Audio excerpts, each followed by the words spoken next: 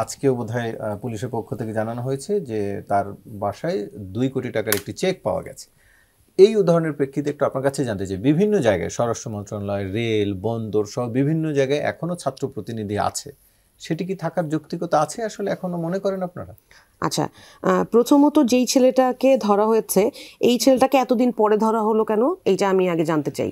কারণ আমি এইখানে বসে অনেকবার বলেছি যে যদি দুর্নীতির সাথে কি কখনো ধরিয়ে দিয়েছেন? আমি বলছি আমার কাছে যখন তথ্য আসবে আমি অবশ্যই সেটা সহযোগিতা করব, আমি নিজে সহযোগিতা করব, যদি না করি তাহলে আমাকে বলবেন। আমার কাছে যখন কোনো কারোর বিরুদ্ধে অভিযোগ এসেছে আমরা তাৎক্ষণিকভাবে দলীয়ভাবে তাদের বিরুদ্ধে ব্যবস্থা নিয়েছি। এই যেই ছেলেটা যার সাথে আওয়ামী লীগের নেতার ছবি, ওই যে সে বিভিন্ন জায়গায় গিয়ে শেখ মুজিবের সাথেও ছবি তুলেছে, বিএনপি নেতার সাথে যে বাবু সাহেব সম্মানিত ব্যক্তি ওনার সাথেও ছবি তুলেছে, আমার ভাই নাহিদ ইসলামের সাথেও ছবি তুলেছে। এখন এরা মানুষকে, যারা আসলে ধান্দাবাজ, তাদের কোনো দল নাই, ধর্ম নাই, এখানে বসেই বলেছিলাম, তাদের কোনো বাপ নাই, মা নাই, জাত নাই, ধর্ম নাই, তারা সবাইকে বেঁচে দেয়। এবং এই যে বিপ্লবটাকে প্রশ্নবিদ্ধ করেছে এই ধরনের দুষ্কৃতকারীরা, আমার আজকে এতগুলো ভাই জীবন দিয়েছে এই ধরনের দুষ্কৃতকারীদের অন্যায়ভাবে ফুলে ফেপে ওঠার জন্য না। এই যে আজকে নানানভাবে অন্যায় মিথ্যা কথাগুলো, মিথ্যা অপবাদগুলো আমাকে শুনতে হয়, কেন শুনতে হয়? কারণ কিছু স্বার্থান্বেষী লোক আমার এই সংগ্রামকে, আমার ভাইদের এই সংগ্রামকে, এই এতগুলো মানুষের মৃত্যুকে, আহত হওয়াকে প্রশ্নবিদ্ধ করছে।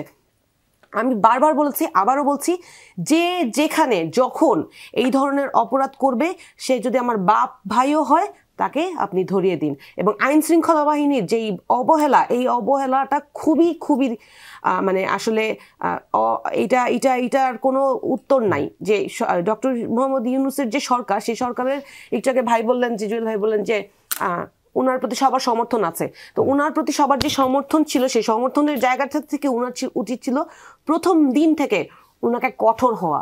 উনি একজন খুব ভালো মানুষ, কিন্তু রাজনীতির মাঠে বা দেশ পরিচালনার জায়গায় এসে উনি যখন কঠোর হতে পারেন নাই, তখন ওনার প্রত্যেকটা জায়গায় ওনার ফাংশনিং করার থেকে ওনার এই যে ব্যর্থতাগুলো ফুটে উঠেছে, যেটার দায়ভার এখন নিতে হচ্ছে এই জুলাই অভ্যুত্থানের যারা অগ্রগামী ভূমিকা রেখেছে তাদেরকে। কারণ তারা এই যে স্বার্থান্বেষী যে যাদের কথা বলছেন, আপনারা তো তাদেরকে ঠেকাতে পারছেন না আপনাদের দলের মধ্যে ঢুকে যাচ্ছে। এই যে সমন্বয়ক নাম নিয়ে যেই কথাগুলো উঠছে, সবার প্রথমে যখন আমরা জাতীয় নাগরিক কমিটি এবং বৈষম্য বিরোধী ছাত্র আন্দোলনের প্ল্যাটফর্ম থেকে আমরা জাতীয় নাগরিক পার্টিতে ফর্ম করব, তখন থেকেই কিন্তু যেই ধরনের অভিযোগের বিষয়গুলো আসছিল, ওইটার প্রেক্ষিতে আমরা কিন্তু সিদ্ধান্ত নিয়েছিলাম বৈষম্য বিরোধী ছাত্র আন্দোলন হিসেবে কোনো প্ল্যাটফর্ম বা সমন্বয়ক পরিচয়টা আর থাকবে না। নাহিদ ইসলাম নিজে ঘোষণা দিয়েছে, আপনারা সবাই শুনেছেন। কিন্তু কোন গোষ্ঠী, কে এই নিজের স্বার্থে এই বৈষম্য বিরোধী প্ল্যাটফর্মটা ধরে রাখলো এবং ধরে রেখে এদেরকে সুযোগ করে দিল?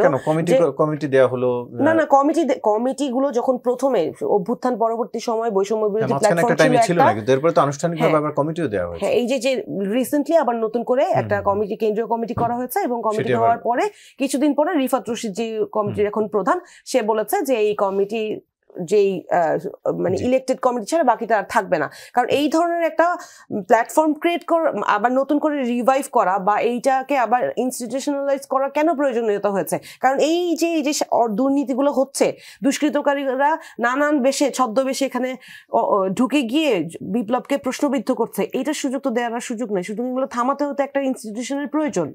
তো সেটাই চেষ্টা করা হচ্ছে। আমরা তাদেরকে শুভকামনা জানাই যেন তারা সফলভাবে এটা করতে পারে।